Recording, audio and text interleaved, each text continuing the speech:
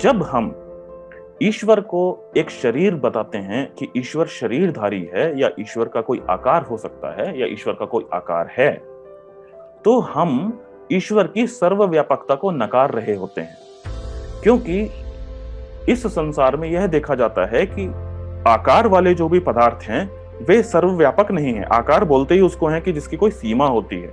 मैं कितने भी बड़े से बड़ा हिमालय भी उठा लूं, उस हिमालय के को भी मैं क्यों देख पा रहा हूं? क्योंकि उसका एक आकार है, सीमित आकार है, उसकी बाउंड्रीज हैं। अर्थात उस बाउंड्री के बियॉन्ड, उसके परे जाकर वो हिमालय नहीं है।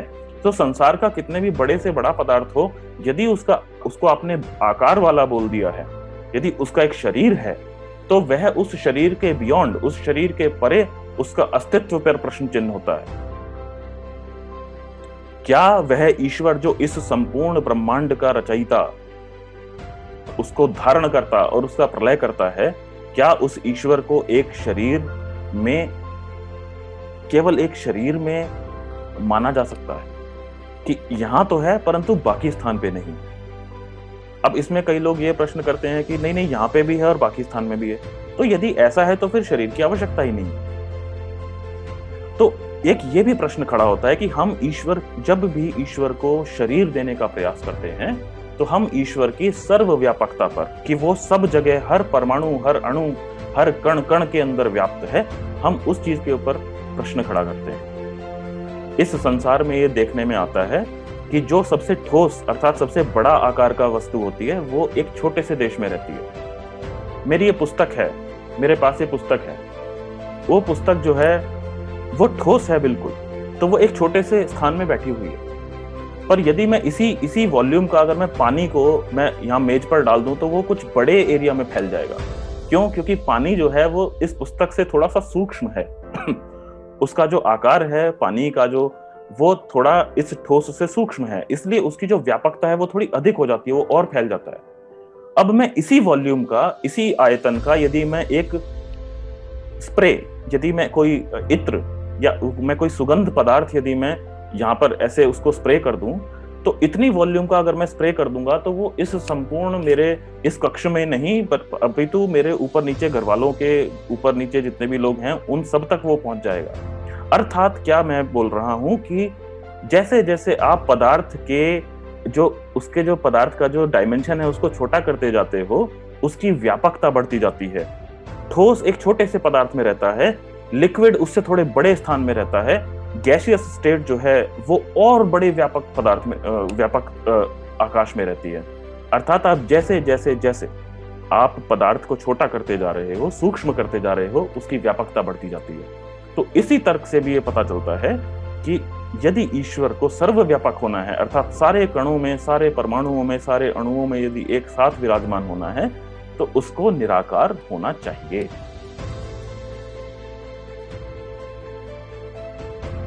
फिर और कुछ चीजें आती हैं, और कुछ तार्किक बातें आती हैं कि जो साकार पदार्थ है, वास्तव में इस सृष्टि विद्या ये कहती है कि जो कोई पदार्थ आपको किसी कणों से बना हुआ दिखता है, कोई मनुष्य का शरीर बना हुआ दिखता है, उसके लिए आपको माता पिता की आवश्यकता होती है। अब बात यह है कि यदि ईश्वर के शरीर धारण करने के पहले भी यह सृष्टि चल रही थी और सफलता से चल रही थी, तो प्रश्न आता है कि ईश्वर को शरीर धारण करने की या साकार होने की आवश्यकता क्या है? क्या ईश्वर अभी जो अनादिकाल से जो अपनी सर्वव्यापकता में बैठा हुआ, निराकार अवस्था में बैठा हुआ जब ये सृष्टि चला सकता है, तो उसको शरीर धारण करके वह ऐसा क्या कर सकता है जो कि बिना शरीर धारण किए नहीं कर सकता? इसमें एक और समस्या आती है, एक वो नैतिक समस्या है। जब कोई बोलता है कि हमने ईश्वर के उस काल में ईश्वर ने शरीर धारण किया था, या उस स्थान पे ईश्वर ने शरीर धारण किया था, तो ईश्वर पे एक बहुत बड़ा पक्षपात भी आता है। हमने ऐसा कौन सा पाप किया है इस काल के लोगों ने कि जो हमें ईश्वर के दर्शन नहीं होते? या वहां पर भी, उस काल में भी, जिस काल में ईश्वर ने जन्म ले लिया था, शरीर धारण कर लिया था, उस काल में जिस स्थान पे धारण किया था, उस स्थान के अलावा भी तो संसार में करोड़ों और मनुष्य थे, परंतु उन करोड़ों मनुष्यों को कभी भी उस साकार ईश्वर के दर्शन क्यों नहीं हो सके? क्यों उस ईश्वर का जो दर्शन था वो एक भूगोल के कुछ लोगों तक ही सीमित था? ईश्वर को तो वास्तव में न्यायकारी होना चाहिए, सबसे समान रूप से प्रेम करने वाला होना चाहिए। तो जो ईश्वर सबसे समान रूप से प्रेम करेगा, वह ईश्वर सबको एक जैसा सदैव ही सुलभता से प्राप्त होगा। वो कभी किसी काल के लोगों को अधिक दिखेगा, किसी काल के लोगों को नहीं दिखेगा, किसी भूगोल के विशेष लोगों को दिखेगा, बाकी जो भूगोल से दूसरे स्थान पे रह रहे हैं उनको नहीं दिखेगा। ईश्वर ऐसा पक्षपात नहीं कर सकता, नहीं करना चाहिए। इसलिए इस नैतिक तर्क से भी यही पता चलता है कि वास्तव में ईश्वर अपने सारे कार्य बिना शरीर धारण किए पूर्ण करते हैं, तो उनको किसी भी काल या भूगोल में शरीर धारण करने की आवश्यकता नहीं होती। बहुत सारे लोग ये प्रश्न करते हैं कि यदि ईश्वर शरीर धारण नहीं करेंगे तो दुष्टों का नाश कैसे होगा, इस प्रकार की बातें करते हैं। तो उसमें एक बात ये कहनी चाहिए या समझनी चाहिए कि जो ईश्वर अपने सर्वव्यापक निराकार गुण के साथ में बैठा बैठा इस संपूर्ण ब्रह्मांड को उत्पन्न करके उसको स्थिर करके उसने मतलब उसको चलायमान कर रखा है अपने नियमों में बांध के, इतने बड़े बड़े भूगोल, सूर्य, बृहस्पति आदि लोगों को उसने अपनी शक्ति से अपने उसी स्वरूप से चलायमान कर रखा है।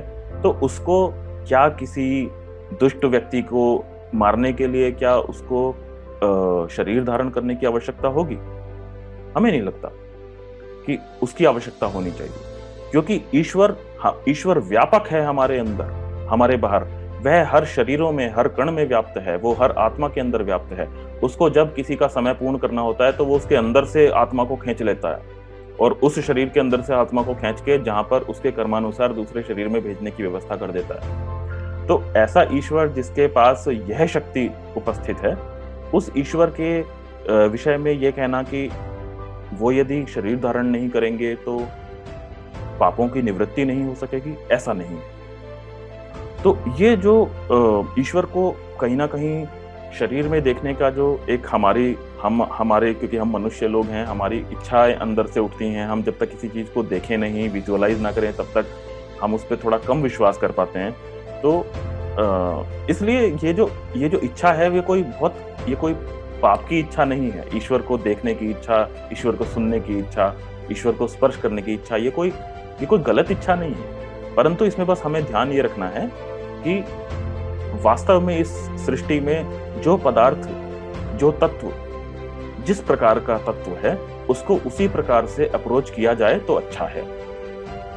जैसे हमारी भावना सत्य हो, ऋषियों ने ग्रंथों में कहा है, अपने शास्त्रों में कहा है कि हमारी भावना भी सत्य होनी चाहिए। केवल भावना से आधा काम बनता है, सत्य में भावना करने से पूरा काम बनता है। जैसे किसी ऋषि ने उदाहरण दिया कि यदि मेरे पास में मैं गेहूं के आटे की रोटी बनाता हूं, परंतु मैं केवल यदि भावना के आधार पर यदि चलना चाहूं तो मैंने मिट्टी को इकट्ठा किया और मैंने मिट्टी से रोटी बनाने का प्रयास किया कि मैंने मिट्टी के अंदर आटे की भावना कर ली, तो उस भावना से रोटी नहीं बनेगी। भावना गेहूं के आटे में ही आटे की करोगे तभी रोटी बनेगी। यदि मैं ये आज प्रयास करूं कि मैं जो भोजन है, आज का भोजन मैं अपने मुंह से नहीं खा के अपनी आंख से खाऊंगा, तो आंख जो है, आंख का विषय नहीं है भोजन जो विषय है वो जिह्वा का विषय है। यदि मैं बोलूं कि मैं कान से देखना चाहूंगा एक दिन, तो ये सृष्टि के नियमों के विरुद्ध है। तो हमें ईश्वर ने यही आदेश दिया है कि सृष्टि के नियमों को समझते हुए मुझे प्राप्त करने का प्रयास कर। तो जिस प्रकार से हम अपने कान में भोजन नहीं डालते हैं, हम अपने आंख से शब्द सुनने का प्रयास नहीं करते, शब्द कान से ही सुना जाएगा, दृश्य आंख से ही देखा जाएगा, भोजन मुंह से ही खाया जाएगा। यदि मैं भावना करूं कि नहीं मैं आज कान से भोजन करूंगा, तो मैं अपने कान फोड़ दूंगा यदि मैं कान में भोजन डालूंगा। तो इसी प्रकार से ईश्वर का नाम हमारे ग्रंथों में परमात्मा दिया गया है। परमात्मा ईश्वर को क्यों कहते हैं? जो आत्मा का भी आत्मा है। आत्मा कौन है? आत्मा मेरा चेतन तत्व जो इस शरीर के अंदर इस शरीर को चलायमान करता है, वह है आत्मा। वह आत्मा भी अपने आप में निराकार है। तो उस निराकार का भी निराकार एक परमात्मा, जिसको हमने आत्मा का भी आत्मा कहा था, जो आत्मा के भी भीतर उसका सूक्ष्म एक अवस्था में बैठा हुआ है, उस आत्मा के भी अंदर। तो उस परमात्मा को मैं ये जब मैं अपने आत्मा को अपनी आँख से देख नहीं सकता हूँ, अपने कान से सुन नहीं सकता हूँ, अपनी जिह्वा से रस नहीं ले सकता हूँ, अपने हाथ से, अपनी त्वचा से उस अपने स्वयं के आत्मा को स्पर्श नहीं कर सकता हूँ, तो मैं उस परम आत्मा, जो उस आत्मा का भी आत्मा है, उस आत्मा से भी सूक्ष्म है, उस पदार्थ, उस तत्व, उस ईश्वर तत्व को मैं अपने हाथ से कैसे छू सकूंगा? उसको मैं अपनी आँख से कैसे देख सकूंगा?